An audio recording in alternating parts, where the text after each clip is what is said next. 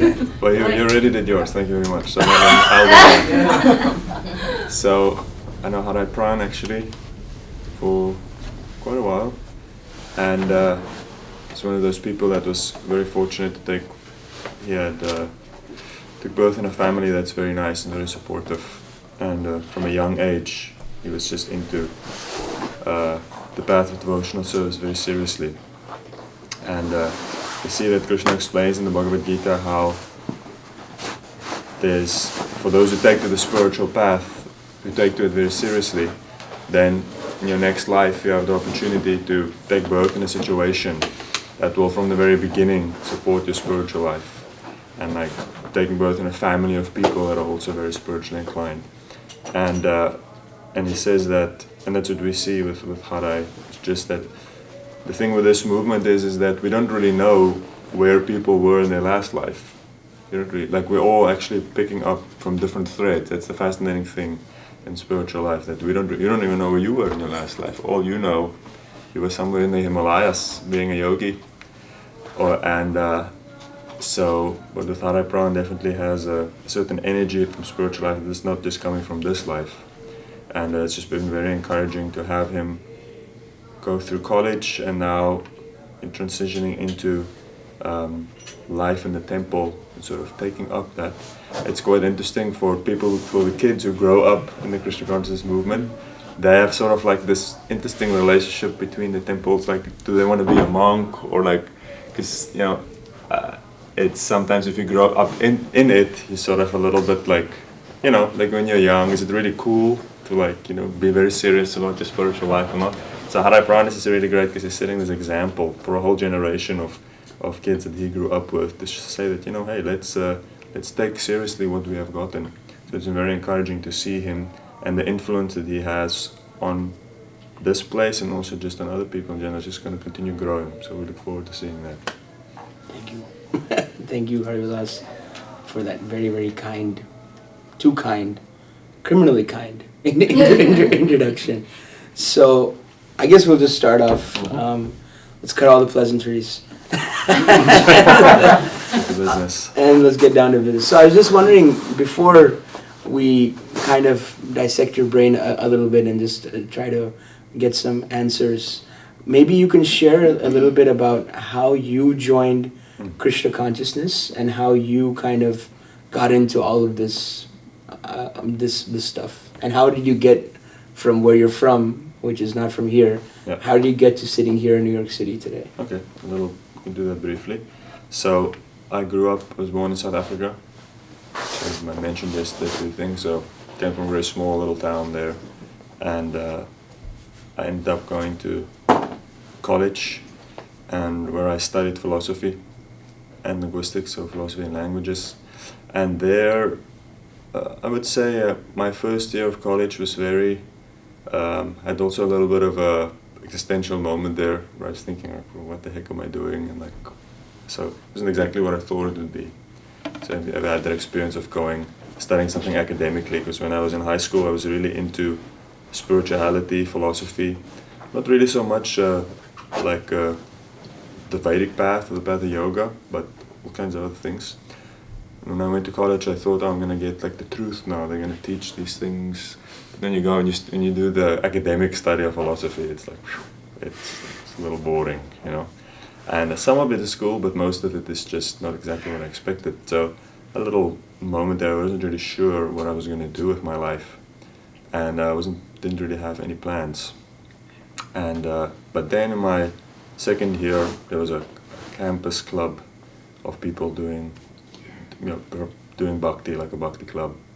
So then I met them, and it was this amazing experience. I met these people, because in my first year, I sort of got into this thing of like, I became vegetarian, and I stopped like drinking and stuff. I got into, I didn't want to do that anymore. So I thought I was like pretty serious and pretty up there. And then I thought it was also very unique, because I've never met anyone like growing up that was sort of remotely into any of these things.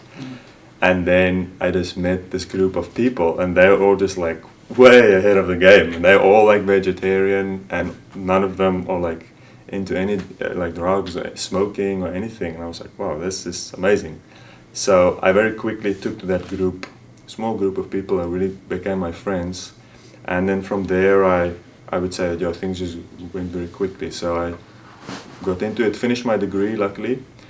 And then I was very lucky. I had in my second year, as I said, when I got into it. And then I was at that point living in a frat. So the South African equivalent of a frat. So it's like this huge, like 13 or 14 of these huge, like it's not more like a dorm. It's a little different. Maybe 300 to 1,000 guys living together, and like it's like very, it's a very frat kind of environment. So when I got into Christian conscience, I was like, okay, this is not gonna work. So then I moved out, and then I would say the turning point for me, or a huge event, was this person who I had heard of. He was also, like me, an Afrikaans guy. So in South Africa, like we speak a kind of Dutch. We have like our culture of Afrikaans people.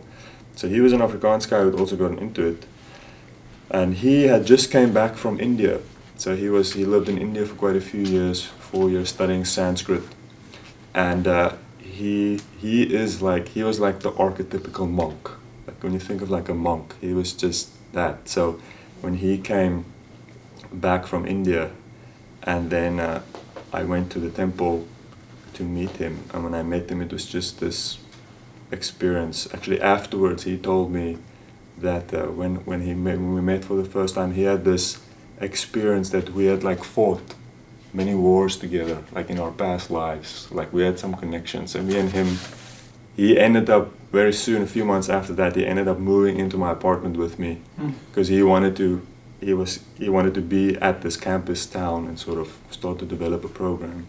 So what basically happened is a monastery started to develop around us. Like I was just sort of my third year of college, and he moved in with me in my apartment.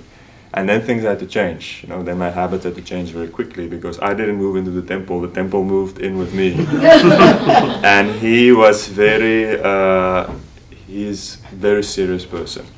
So started waking up very early, and many of my habits had to adjust. So then for the next few years, what we did is we ended up having like a sort of a monastery ashram kind of thing. And it was really cool. It was a collection of a few guys who were then monks, and then a few guys who were students. And we were all like very good friends. It was a great period of life. So we did that for quite a few years. And but then at a certain point, I took initiation. I found my spiritual master, is Holiness Kadamakanana Swami. And you have maybe seen some of his classes or kirtans. And he started to then guide me and develop me. I started to travel a little bit more internationally.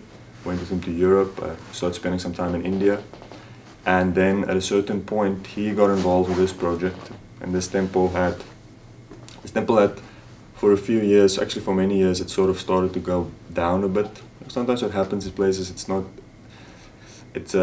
places can become undynamic and it becomes empty. Many churches, temples, people don't really come, it's not really exciting, and then the building starts to sort of decay and nothing is happening and there's no life. So that had happened in this place, and then they made this big attempt, and he was involved in it, and we started to bring many of his people from all over the world to just come here, young people, and let's see if we can do something, because it's such an amazing location. I mean, we have this building in one of the most expensive areas in the whole world. Why not do something with it?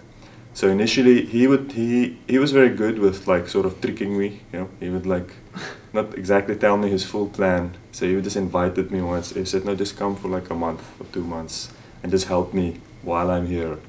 So I came with him, and then one thing led to another, and then I stayed like another month, and then at a certain point I was like, okay, listen, let me just stay here permanently. So I wasn't even planned.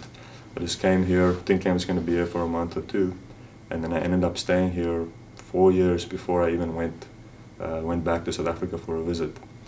So during that period, it was very great. It was my first experience of really managing a very big project, something way bigger than I've had before. And during that time, I also made the transition to decide to get married.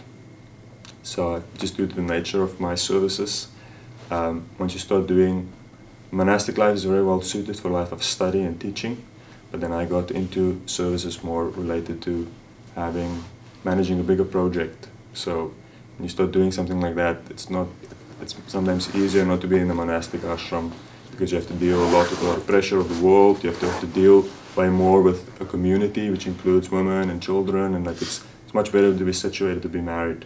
So I made that transition and got married to someone who was also living in the temple for quite a long time, and then just a while back we moved out. We're living outside now, and I started working, but I'm still very much involved in the temple. So that's sort of my specific journey. It's very different from different people, but that's how I came to be where I am today. Wow.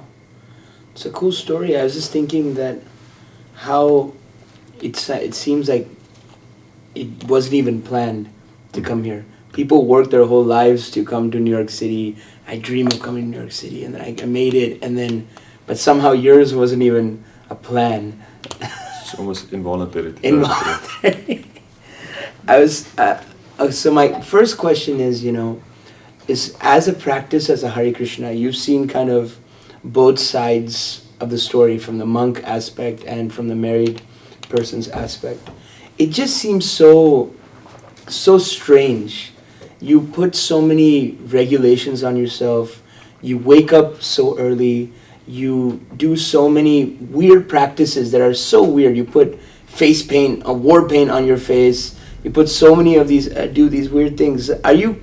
My real sincere question is, are you guys really happy? Because I'm thinking that one circumstance could be that you guys are just so far into it that it's too late to say that you were wrong, and you can't turn back. Can't go back. And you've wasted 10 years of your life as a monk. And I'm just questioning sincerely, are you really happy in all your practices? Yeah, well, I think the weirdness of it, in one sense, illustrates to you the fact that there must be some reason why people are doing it, because it actually comes at a high price. Like, to really take up the lifestyle, it's like, you lose a few people along the way. Some of your friends think it's very weird. It's like it's like you get something from it, which is one thing that you can say with, if you look at how strange it is, how much it uproots your life a little bit or changes things. It's a big change, and that can indicate that there must be some reason why people do it. So I think the Bhagavad Gita explains to us that there is happiness. It says it's actually 3 different kinds of happiness. Because when people say happiness, it's not just across the board the same for everyone. There's 3 different kinds of happiness, and the 3 different kinds of happiness, what do you think? How is it distinguished based on your own knowledge that you have gotten now? Temporary happiness? No. Body, mind, and spirit? No? You actually mentioned it yesterday. Oh, the modes. The modes. So there's the happiness can come in 3 different modes of nature. So there's happiness in the mode of ignorance, which is actually just misery from beginning till end. For example, the happiness of say shooting up heroin. It's happiness that just actually from the beginning it's not good for you, at the end it's not good for you, in the middle it's not good for you. But what can you say? There's a reason to do it. Or the happiness that comes, for example, from being cruel to other people. People like it. That's why they do it. Abuse and these kind of things. But it's actually miserable from the beginning till the end for everyone. Then there's happiness in the mode of passion. Happiness in the mode of passion is explained to be like nectar in the beginning, but like poison at the end.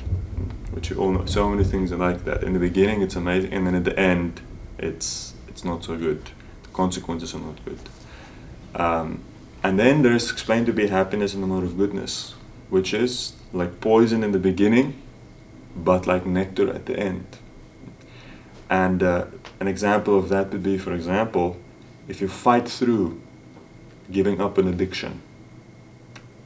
The beginning is poisonous. Like if you take something like kicking a serious drug addiction, you can actually die from withdrawal. You know people who've actually struggled with, say, getting off heroin. That beginning is that's not happiness. The withdrawal, it's painful. You can actually literally die from the experience. But at the end, when you walk out of that thing and you're free, and you actually get over it, it's like nectar. It's your whole life has changed. And you see how people become changed by that. So that's a very extreme example of happiness in the mode of goodness, but it can also just come from the happiness of regulating your life in general is like that. So the lifestyle that we experience firstly on just the material level when it comes to that kind of happiness is a lifestyle that is definitely based on a regulation and certain restrictions. And in the beginning it feels a little tight, but what it does is it creates so much freedom, actually. So much freedom and space. So that was my experience, that really taking to this thing, as I said, that life, many other things that people find extremely difficult in life, has become extremely easy.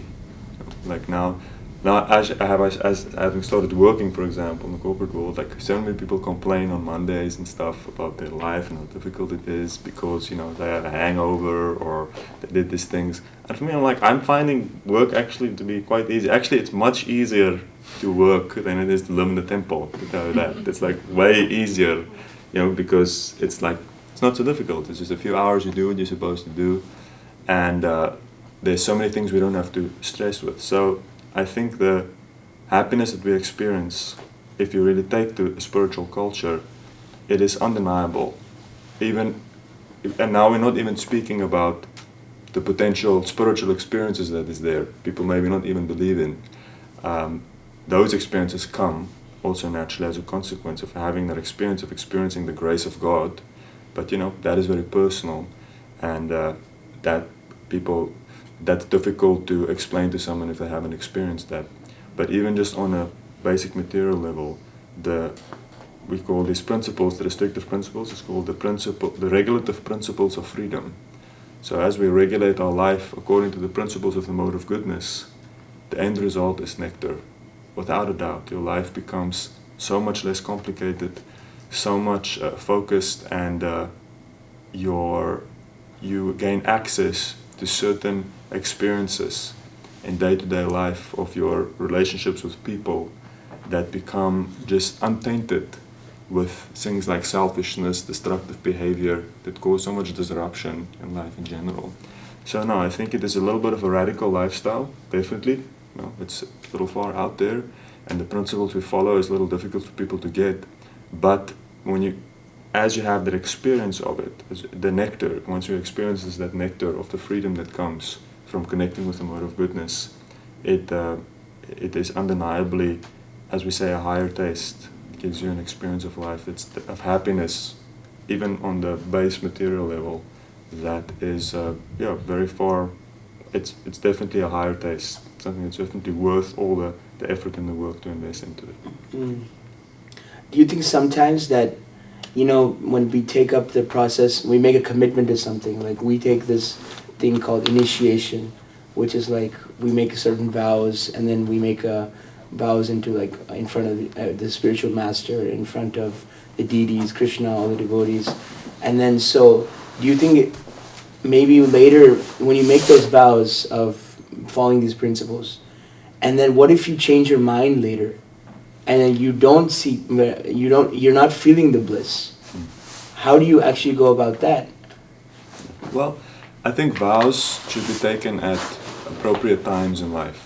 I think vows is not something one takes lightly. I think the culture of vows is very amazing, because vows it is the basis of all wonderful achievement, is a certain level of commitment and dedication in anything. It's in anything. Even if you sign up to go to college, it's like a vow. Now you're signing up for a whole thing that's going to happen. So many things that you have to do, but it's wonderful, because if you can't make that vow, you can't really do anything.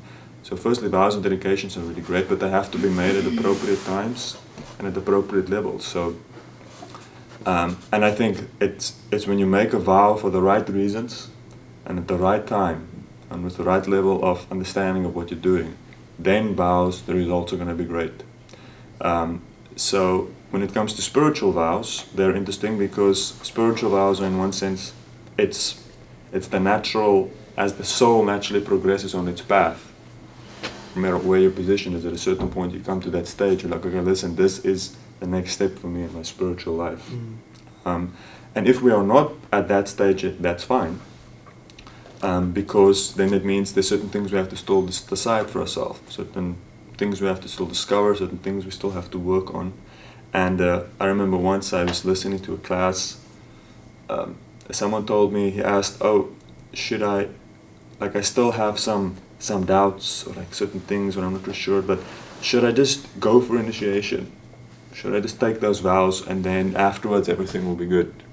And it was interesting because he asked me that question because literally that morning I'd been listening to a class of my spiritual teacher where he said, and then he said this thing where he said, sometimes people think that I should just take the vows and then everything will be okay. And he's like, that is not a good idea. So vows should come at a mature stage, and I always see the vows of initiation to be very similar to the vows of marriage. Like everyone knows marriage is a great thing, but we also know it's not just, you don't just get married. You don't just go to Vegas, like meet someone on a weekend and fly to Vegas and get married. It's like you can do that, that's a little risky. You know, marriage is something that comes, it's like you really get to know someone, and at a certain point when you're really sure, okay, listen, I want to spend the rest of my life with this person, then you take the vows. So I think the culture of vows is something like that. If we do it for the right reason and we really become convinced and determined, then it's there. And then the next question is, rather than if you say, okay, but how do I get that convinced? How do I come to that point of getting so convinced about something? Well, that is then a very natural personal experience where you have to see what does it have to offer you. It's self-interest is the natural basic principle how we make decisions. That's how we make decisions. We decide we're going to do whatever we think will give us the most happiness and the best quality of life. And your self-interest should never be disregarded. Bhaktivinoda Thakur, one of the authors, he said, self-interest is an amazing thing. The only thing is, you should understand what is your self-interest. What is really in your self-interest. That's the real challenge. So I think with these kind of decisions in life, you have to come, what do you want out of life? What is it that you need? And what do you think will really bring you the most happiness? And with that, you have to be really honest with yourself. And also, I think, open to a certain experience. So at a certain point in spiritual life, it's not about thinking about vows or ultimate commitment to these things. Now it's just, listen, let me see what is the experience here. Let me have some curiosity and see what I can get from this thing. What do I get if I get into it? Because for me, initially, I have to be honest with you, I grew up in a heavy conservative Christian kind of country. South Africa is it's like a few years behind the world in many ways. Like TV only got to South Africa like 20 years after it got out in America. And like 20 years later, we got reality TV. Everything comes a little later. So South Africa is a little old school. And I remember growing up in this place where you had I didn't really connect with the religion of my birth, I can tell you that. I was actually at one point, me and my friends, we were a little wild.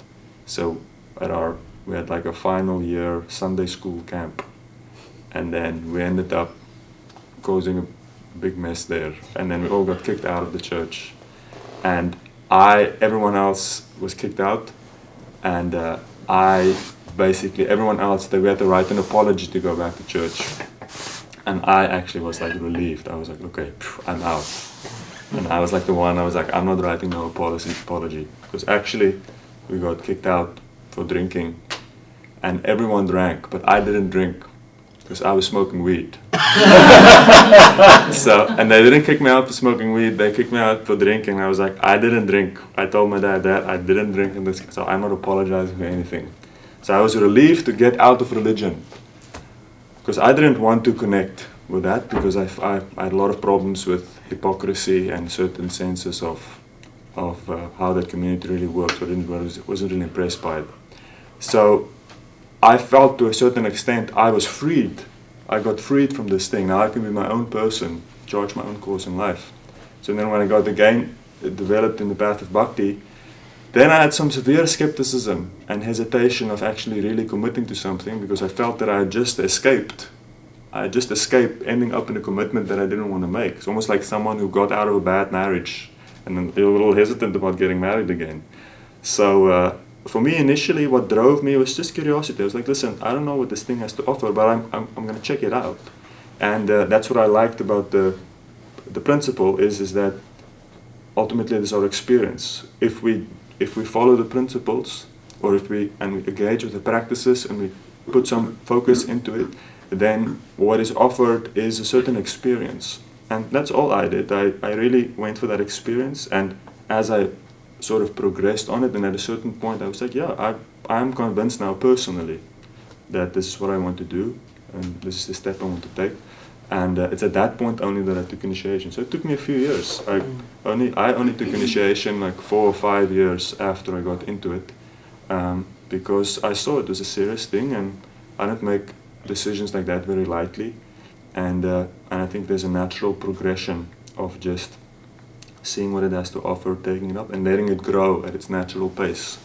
Then there's no like pressure, and you don't do something that you regret. So I think that is a safer path, and that's what my guru actually told me. The point where I took initiation, he told me the day before I took initiation, he said, you know, I don't know what your life will become. I don't really know. Like I'm gonna help you, guide you. But he said, but my first request of you is that you really understand why you are doing this. You know, you're going to take the step, and I'm willing to have this relationship, but you have to really yourself understand, be convinced, why is it that you're doing this? Otherwise, it's not necessarily, you make this promise and stuff, but it's not really deep. So personal conviction is not there's nothing to substitute that. And that is, because ultimately, even though we're part of a community and you become part of a tradition, your spiritual life is very personal. It still very much is a personal thing.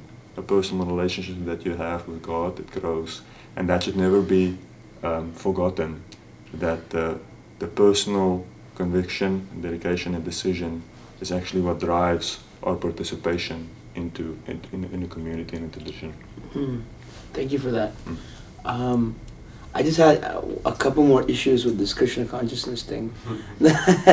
One thing that I did have a issue with. In reality, it seems that for a quote-unquote religion, spirituality, it's too far-reaching in the sense that it controls what you do, your lifestyle, what you eat, who you hang out with, what you do for entertainment. Now, something that's so encompassing, if you look at other religions, Christianity, it's like, okay, I go, I'm very thankful to God. I go and Christianity, Islam, any other religion, I'm very thankful to God. I go to church on Fridays or Sundays or any day, and then I live my life quite normally afterwards. But this Krishna consciousness, it seems like every single aspect is circled around this thing.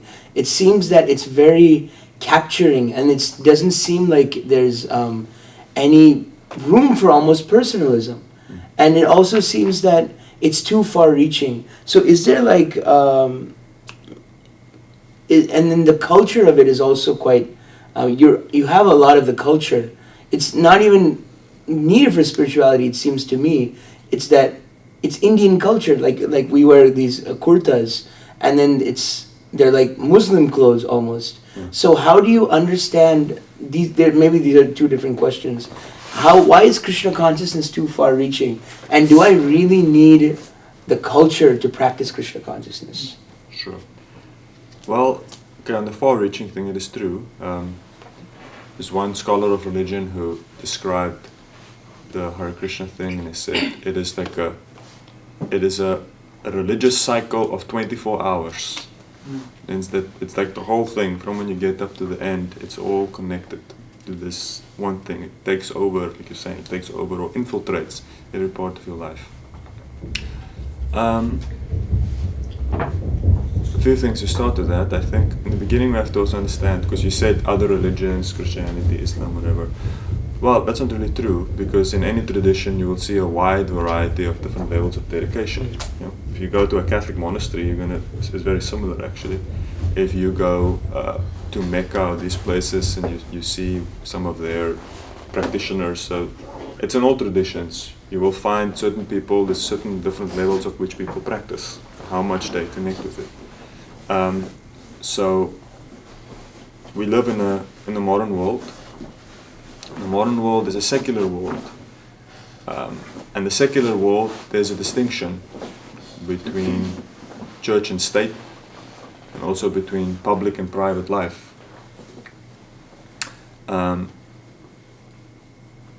So usually what has happened now, at least in the industrialized world, is religion is part of private life, but it's not really part of public life. And so we have these two lives. You have what your personal thing, and then you have like your public identity and whatever you do. And then when you, for example, when you live in the temple, it's interesting because then there's no, it's just one thing. It's like it's just this one experience. Being a monk, that's what the experience basically gives you. It's this experience of being a monk. And I think that's really what we're speaking about. We have to also distinguish between being a monk and then being a householder. So monastic life is one thing, this experience where you come in and you're just basically what we call a full-time devotee. You're just doing the monastic experience, and every morning you do the thing and you do this, and it's a wonderful experience to have. And I think that that is monastic life, and that you will get everywhere.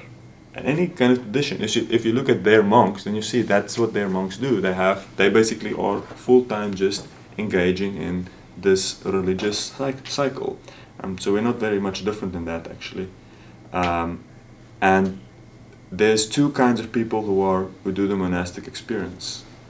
The one is people who do it for the rest of their life, who are just going to be monks forever. And then there's some people who do monastic life as a part of training. Like just have a period of life where you invest in just full-time energy, just investing in this. And then you will graduate to generally becoming married. And then you'll see in our tradition also, for those who are married, like when I moved out of the temple now immediately I have this other life. I have my work life. And I don't go to work wearing my robes, my tilak, and like sitting there and just like, like I'm at work. People don't call me Hari Vilas, they call me Herman. Herman, what do you like? They always call me Herman, and like, yeah, I have my thing, and that's just, that's how the world works. So, because that's part of a different phase of life, and it's part of the duties that you have when you get married, and you have to work, and you have to connect more with the world, and that has also been there for all ages. It's always been there in all traditions. There's the monastic life, and then there's the household life. So, I think it's important in the beginning to understand that being a devotee or being into Krishna consciousness doesn't necessarily mean only one. You can be one or the other. You have these two different choices and sort of paths in life that you can walk, and both these paths will work for some people. They will be attracted to either one or the other. But the monastic experience, or having this experience of just doing it full time, even if it's just for a weekend or whatever, it's powerful because it gives you something, it gives you a real boost, and it allows you to focus on one thing and get really good at that, to get the techniques and the practices and the principles down.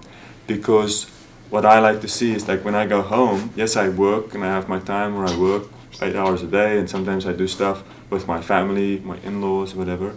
But then what I have is I have my monk time every day. Every morning, like from whatever, 4 when I wake up until like 8 when I start working. Then I have my monk time. When I do the stuff that I did for 10 years living in the temple, which is I read, I chant, I do my serious spiritual practices. So I'm a part-time monk in the mornings, where I do my thing. And that's really why monastic life is generally a preparation for when we go into the world and we do a thing, because we all want to have that little experience, and that's what we practice for. Just like when you go to university, like who is an academic, who is a scholar? But you go to university for 4 years and then you're practically living the life of a scholar. You're just like studying and writing papers and reading whatever. But some people do it just for the rest of their life. That's what they do. And other people, you just go do it for 4 years and then you get this learning experience, and then you go out and you go do something else. But you have that with you. You have this now. You've cultivated the ability to learn and to study, even though you don't do it like professionally the whole time. So in this way also, I think that there is this. It's broader. Sometimes people look and they think it's only this one thing, but the tradition is not one thing. It actually encompasses all kinds of people in all kinds of different stages of life, and they connect it. So the monastic thing either an educational experience or for some people a full-time experience. And those people who do it full-time, they're very valuable because they give us a lot. Like my friends who I've picked up who decided to stay monks full-time, like hanging out with them or connecting with them is a powerful experience because they really give me a lot of inspiration in my spiritual life. So I think these monastic people that do it full-time, they can actually also really give a lot of inspiration for people. So I think if we see that whole picture, then we see, no, it's not unbalanced at all. It's all part of a big society of different people fulfilling different roles and different people going through different stages of life. And then you see it's not at all like, it's not as strange as it looks in the beginning. And it's not as unbalanced as it looks in the beginning because it's part of a big structure in a community.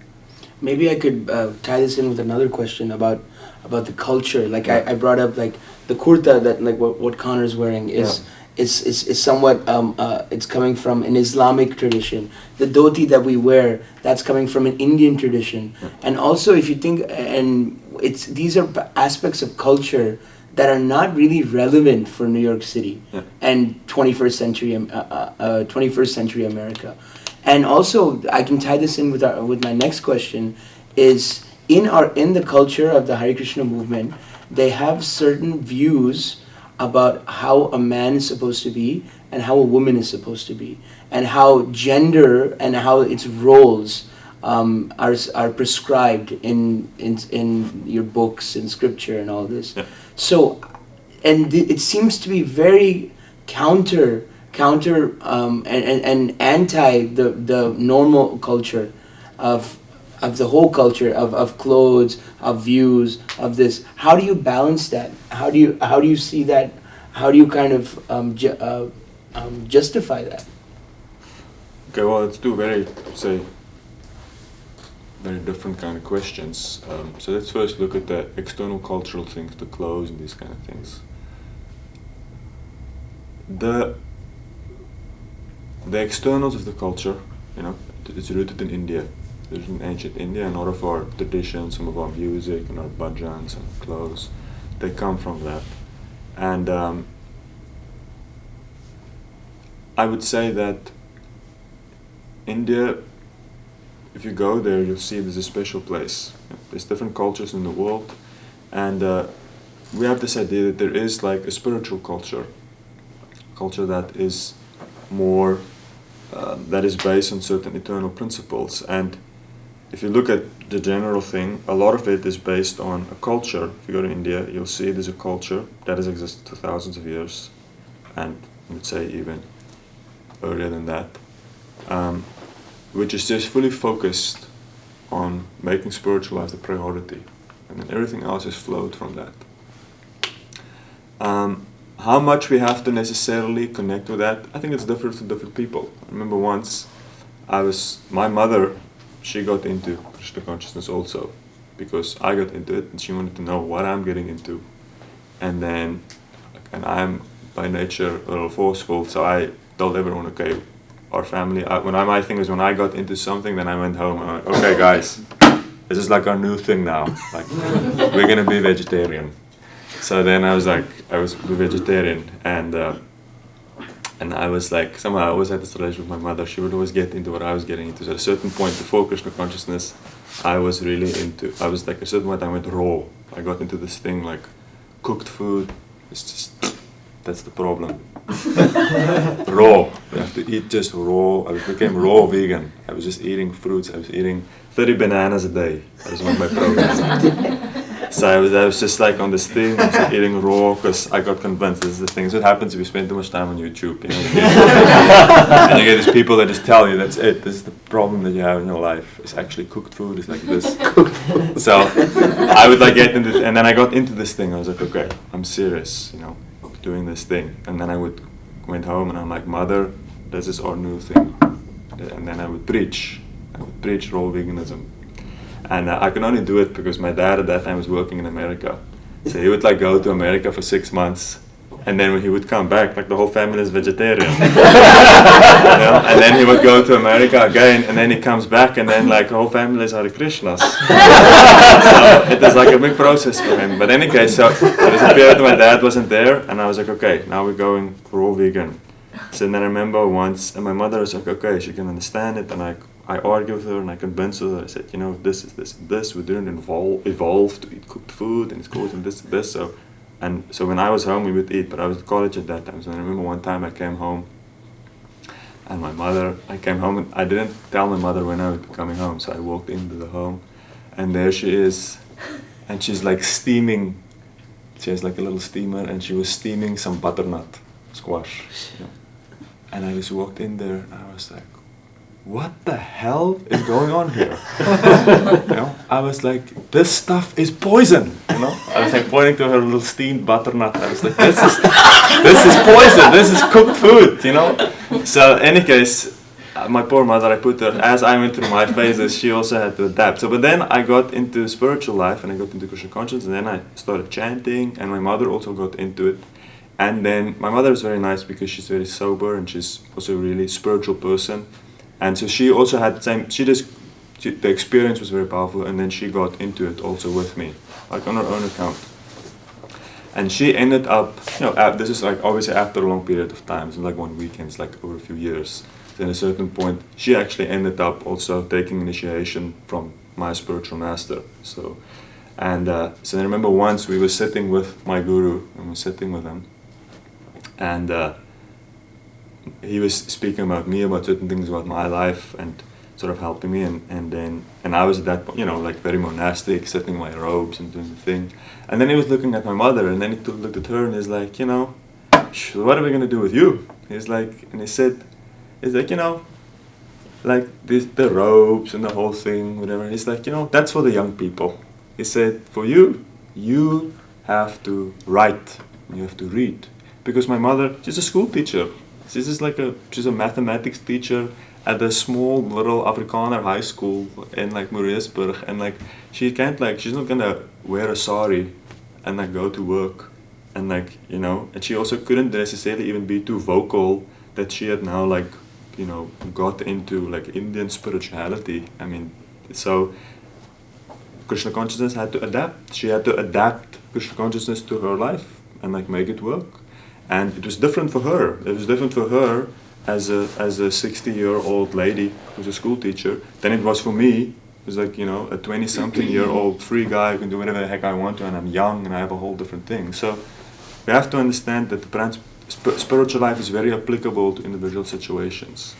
And but that being, and it's not necessarily some of these external things. It's not like that's not the essence. The essence of it is the practices. The essence is those personal practices of connecting with God, connecting with Krishna, and like we have to sometimes be able to distinguish what is the essence and what is the other things. That being said, I can tell you that the other things, the clothes and the culture, and like that stuff does help. It helps because why does it help? Because the basic point of spiritual life, the basic challenge we have, is the question of our identities. Our identity, who do we think we are? Because everything else, and this is a very subtle point, but your determination, your conviction, your ability to stay motivated, your decisions in life, your desires, it actually all flows from this core thing of your identity. Who do you think you are? And what we have to understand is there's no such thing as a neutral culture, like you spoke about normal culture. There's no such thing as a neutral culture. There's no such thing as like, oh, these people have like this culture, but then there's like the sort of, just like the normal culture and the neutral culture where you do what? Where you wear what? Like you basically, which to a large part in the world means what? Means American culture, isn't it? Like, because the whole world, wherever you go, like if you go to India now, I remember once I was on a train and there was this guy in India. I was like traveling with and this young kid. He came speaking. And he's like, "What are you doing? Why are you wearing these clothes?" It's like, you know, this, and whatever. And then I was looking. I was like, "Why are you wearing jeans and a t-shirt?" It's like, where's that coming from? You also, you know, having a culture. It's like there's no such thing as a neutral culture. So different cultures, they have different priorities and different values. So I found, having the clothes and the culture that is there is a culture that's very much connected to spiritual life and to Krishna. So we can take shelter of it in different ways. And like for me now, like when I was a monk, the robes and stuff, that was like, because it was part of that full-time identity, that full-time life cycle. And the robes are very powerful. And it's a little, you'll have that experience if you ever walk in these clothes in public. It's like very interesting. It's like such a different experience. Because you're like, now you're walking and you're representing. Because people, they don't necessarily know, but they know, oh, this guy's representing something. This guy is whatever, he's some monk. And he's like into spiritual life and he has his whole thing. And you'll see that, I remember someone was once called out. He was wearing his devotional clothes and then he got into like an argument with someone in the shop or something. And then some lady went to him. She's like, hey, she's like, you can't be like that. She's like, you're supposed to be a monk. She's like, you can't like, be impatient and like, have arguments with people in public, because it's like, you're supposed to be a monk. You're supposed to be kind.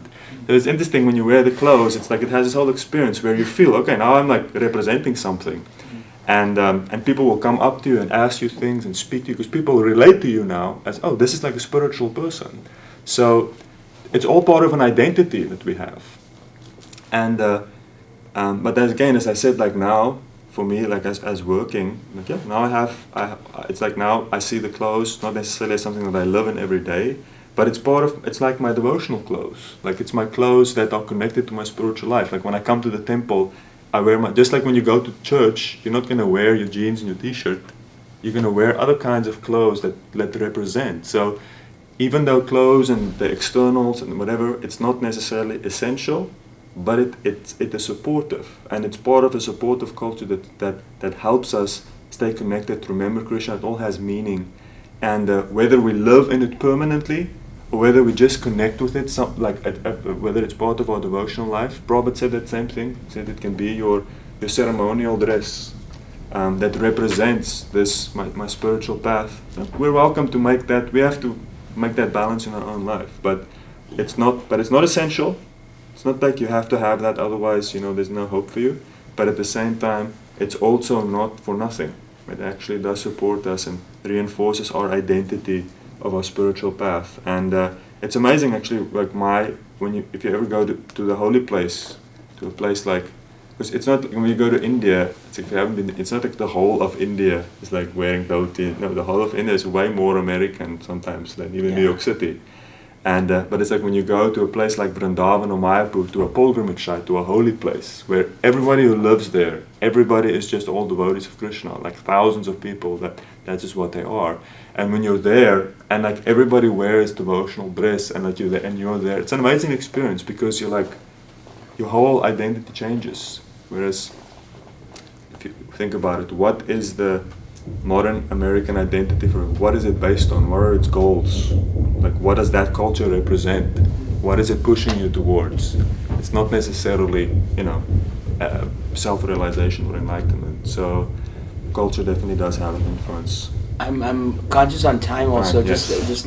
My last one about we spoke about external culture, but then my follow-up question was the internal culture. Is that how do you see the Krishna conscious point of view on gender roles and men and women and gender roles, social roles. Social roles. So yeah, social development is one of those things.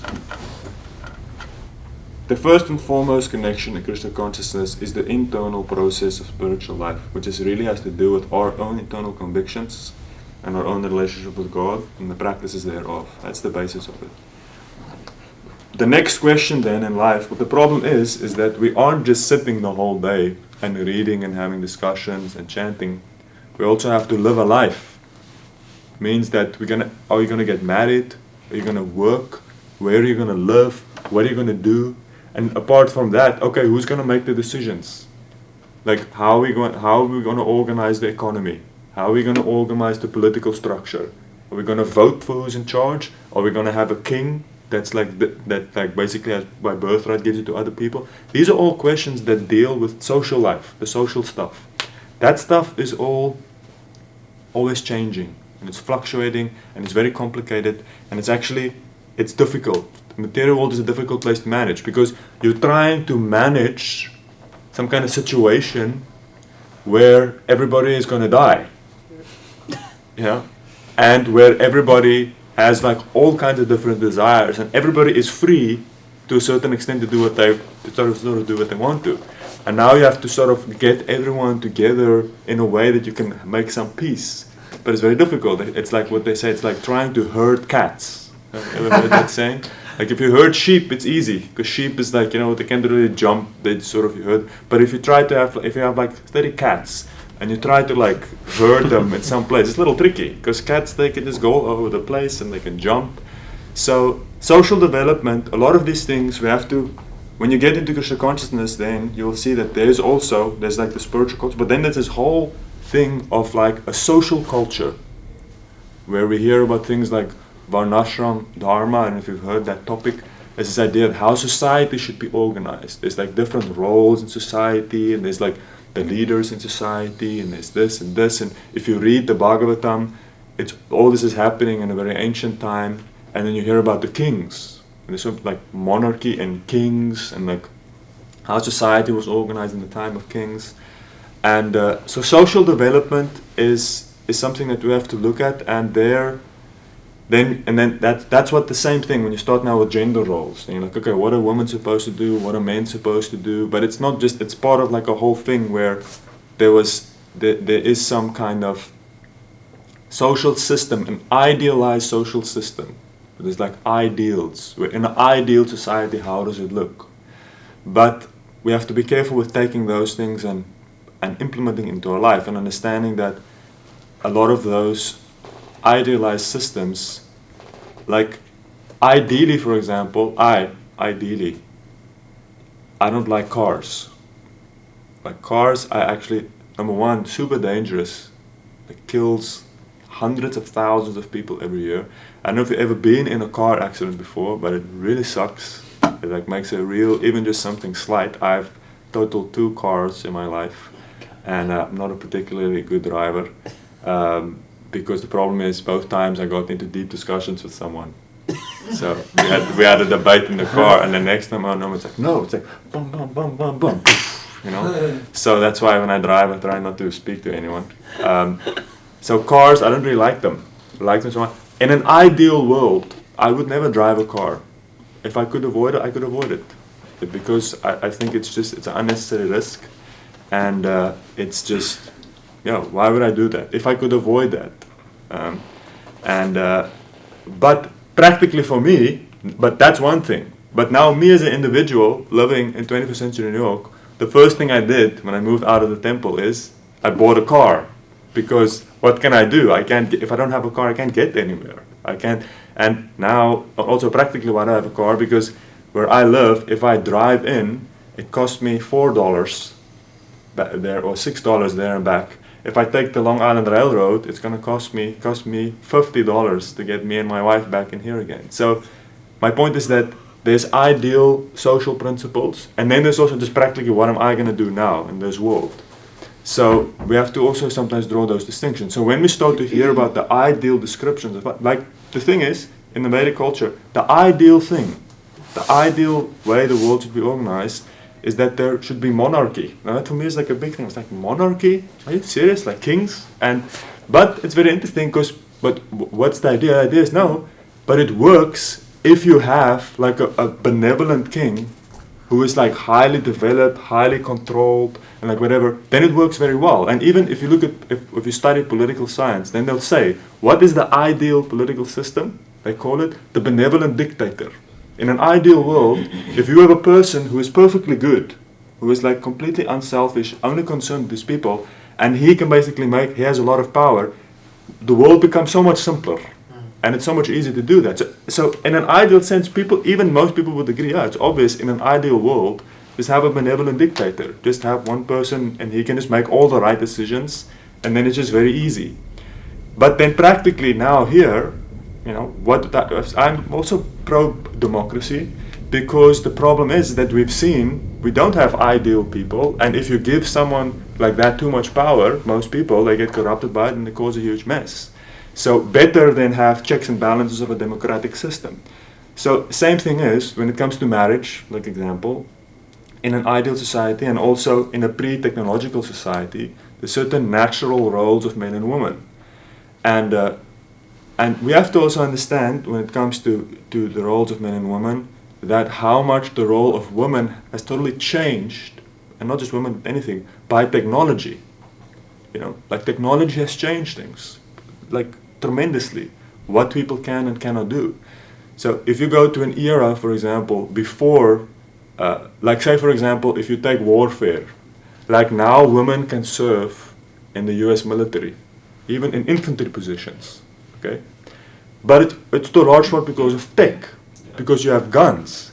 If you would go to Middle Ages warfare, where people were fighting with swords and shields, then it was very unlikely that women could fight there when it comes to hand-to-hand melee combat. You know? Just like that's why even practically, if we look at martial arts or something, you still separate them. You don't have men fight against women because there's a certain level where it's very different. But if people have guns, then it doesn't matter. The women they can also kill someone with a gun, and the technology changes the whole thing. So same thing with work.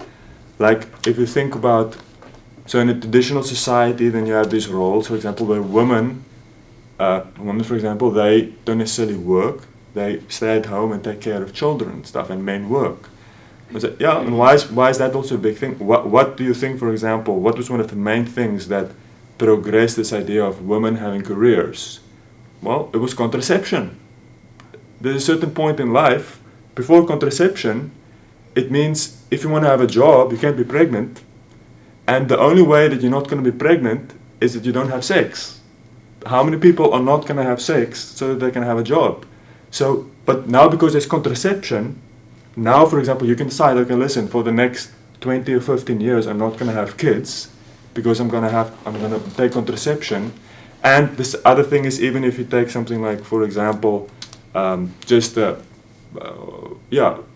like how health and medical science has progressed.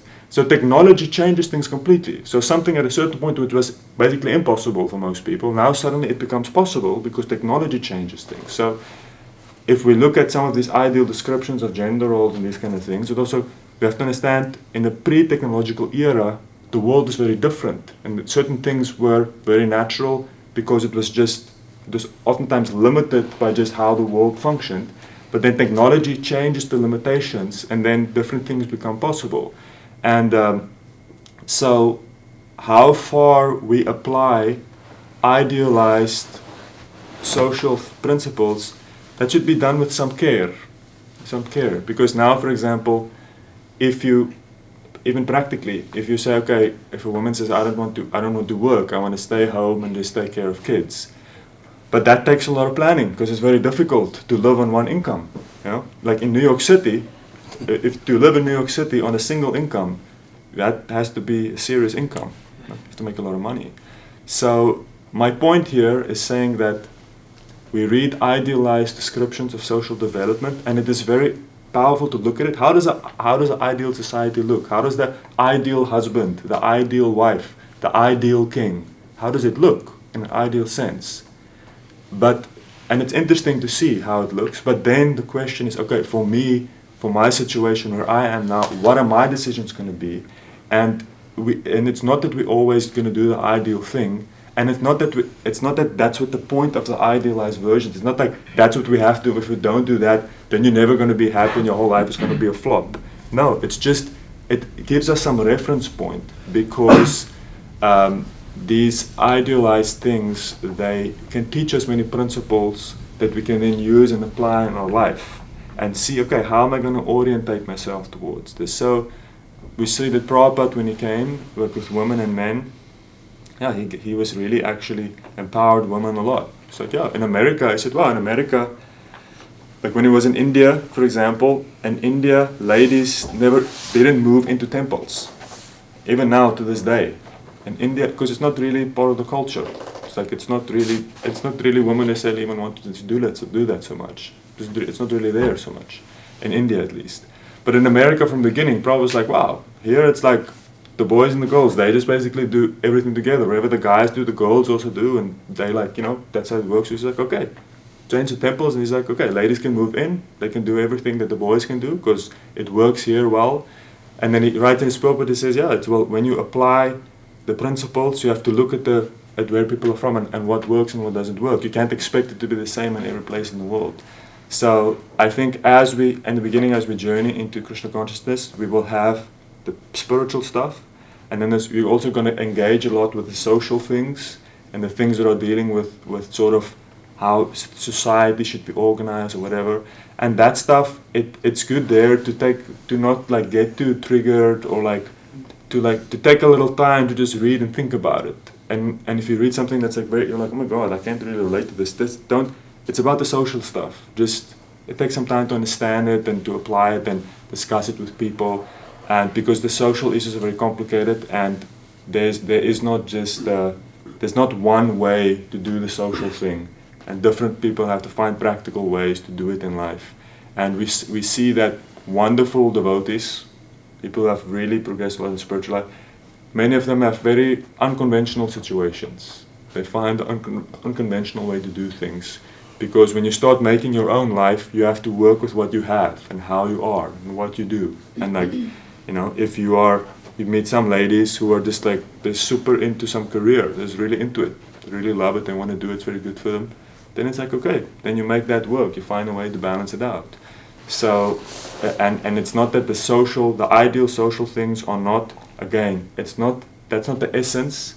Some of the songs are supportive, but at the same time, many people have found a lot of solace. Like my wife, for example, she hated working, but she felt so much pressure growing up to like get a career and do the whole thing. She felt like, but I have to do this. And then when she goes into Krishna consciousness, she's like, oh well, here's a culture. They're saying it's actually okay. Like, it's like okay. It's not like wrong not to want to work. Like if a lady just wants to sort of be at home and do the thing, you don't have to feel bad about it. So she then decided to, she's like, hey, I'm gonna go for this thing. Like I actually like this, and it's not really part of my culture growing up.